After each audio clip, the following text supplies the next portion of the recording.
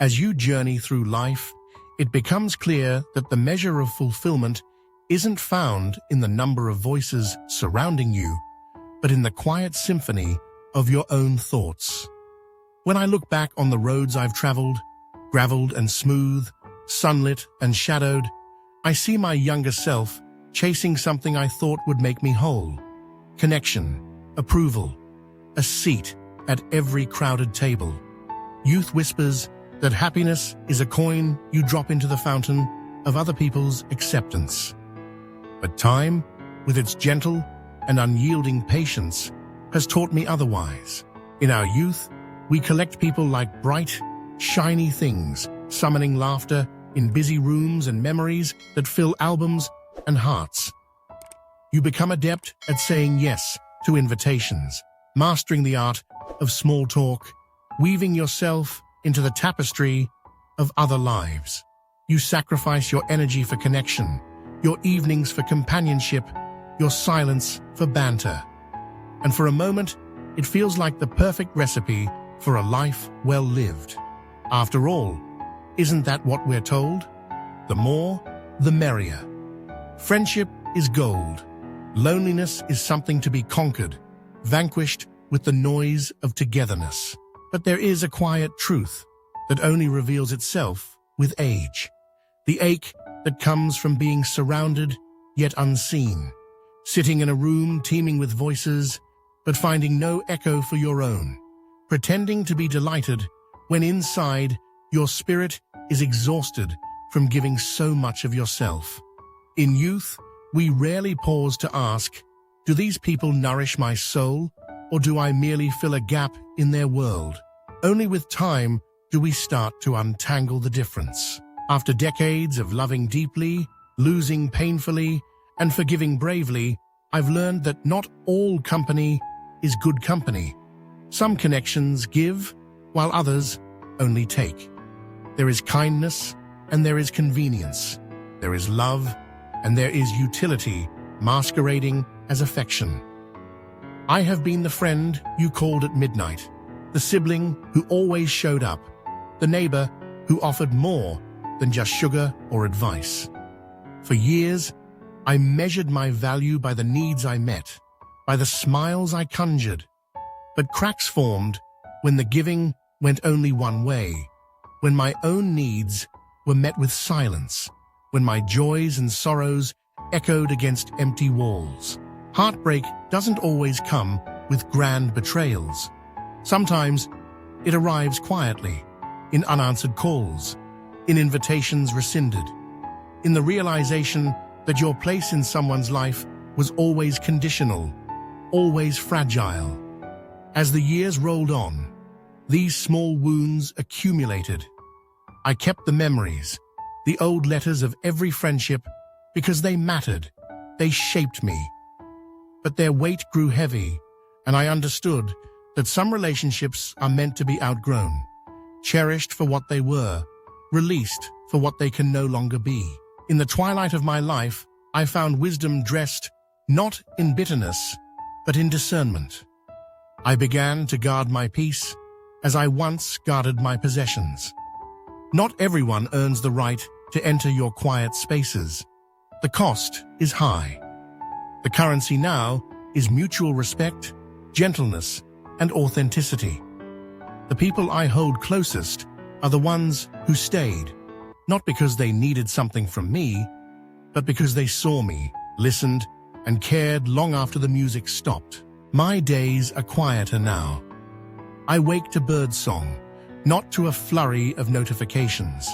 The world outside my window is alive and undemanding. Trees swaying in the breeze, sunlight streaming across the porch. My old dog, loyal and serene, is better company than 1,000 insincere words. I find myself cherishing the slow dance of solitude, letting thoughts meander like a creek, finding beauty in moments that are mine alone. The world tries to convince you that such solitude is loneliness, that growing older means shrinking into irrelevance. But I know now, peace is a luxury, and like any rare gem, not all can afford it. There is unexpected abundance in simplicity. I linger over my morning tea, traces of jasmine curling in the air, and feel a fullness I never found in crowded rooms. I don't have to wear a mask or tailor my joys to fit the mood of someone else. The conversations I have with the wind, the moon, and myself are more honest, more tender.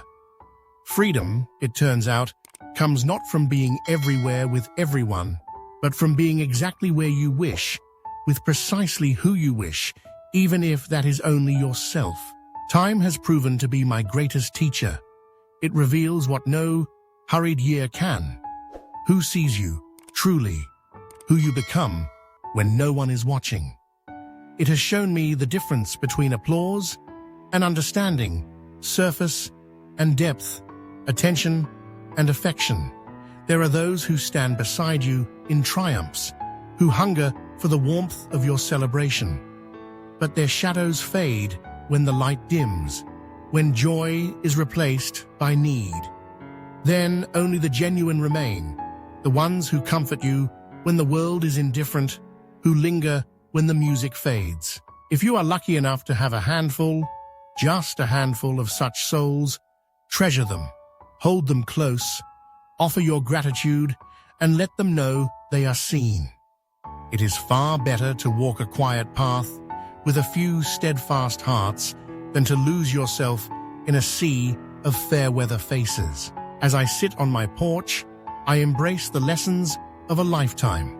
Let go of those whose presence costs your peace. Forgive yourself for the times you stayed too long, hoping for change. Cherish your own company, for you are the solace that cannot be taken away. Love, when it comes, should feel like coming home, not like knocking endlessly on a closed door. In my 7th decade, I finally understand. It isn't isolation I've chosen, but authenticity. I don't avoid people because I am hardened by disappointment.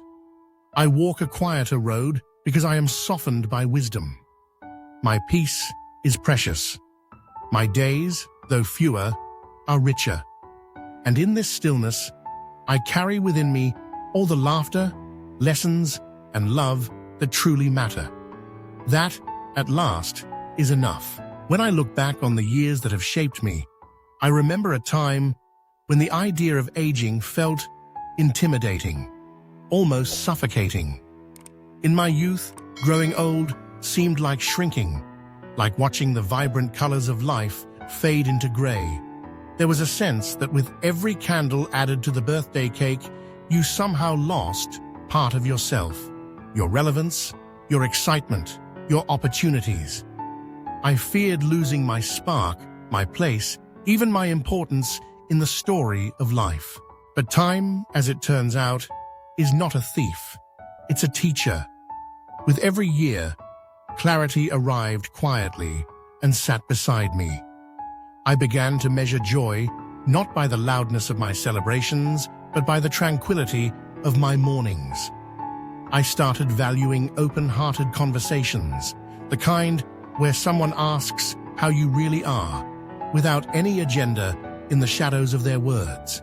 And more than the crowd, I came to treasure the company of those who give without expecting, who listen because they care, not because they're waiting for their turn to speak. It's a slow awakening, the realization that you don't need to fill every silence or please everyone you meet. You become attuned to the subtle movements of manipulation, the friendly favors laced with expectation, the apologies empty of change. With age, boundaries take form, not as fortress walls, but as gentle fences encircling the person you worked so hard to become. It's not about shutting others out, but about honoring what flourishes within your own soul, the patience, the resilience, the fragile hope that you've tended across decades of storms and sunrises. You stop RSVPing to obligations masquerading as opportunities. You let your laughter be genuine or not at all, and you understand that love is never proven by how much you can endure, but by how much you can preserve of yourself while sharing with others. Apologies without transformation become empty words you no longer collect. Performative living fades as you step fully into your own skin. If you're young and listening, there's something you should know. Something that can't be found in textbooks or distilled in the trending wisdom of the day. Your time is not just something to fill, it is your greatest treasure. Your energy is not infinite, but a precious currency. Spend it carefully. Invest in those whose presence nourishes you, who celebrate your light without trying to dim it. Love, yes, and love deeply, but also wisely. Do not hollow yourself out to fill those who would not lift a finger if you were empty. Listen to your instincts. They whisper gently at first and only grow quieter, but more insightful as the years layer on. Believe people when they show you who they are. Trust your first impressions, especially when the red flags flutter, no matter how hard you try to recolor them. Life is not long enough to spend repainting what you already know to be true. At 70, my life is quieter, but my peace resounds. The circle of people I once tried so desperately to expand has narrowed, but the space within has grown vast. I no longer seek applause for my choices or validation for my boundaries. The hunger to be understood, to fit in, to always say yes, has subsided. Walking alone does not frighten me. Often, solitude shows the clearest path. I have learned that not everyone will apologize. Some will walk away with heads held high, and their silence is not your deficit. Let peace replace waiting for words that may never come. When you've waited for closure and explanations, carrying the weight of unresolved endings, release it. Sometimes, the closure is simply accepting that the door remains open not for your return, but for the pride of those who walked away. I have laid down the burden of explaining my feelings to those who twist them into arguments. I let people misunderstand if they wish. I no longer hope for understanding from those committed to their own illusions. I am not hardened by these lessons. Far from it. I am better at recognizing my own limits, better at honoring my need for quiet, better at loving myself enough to walk away from anything that disturbs my peace.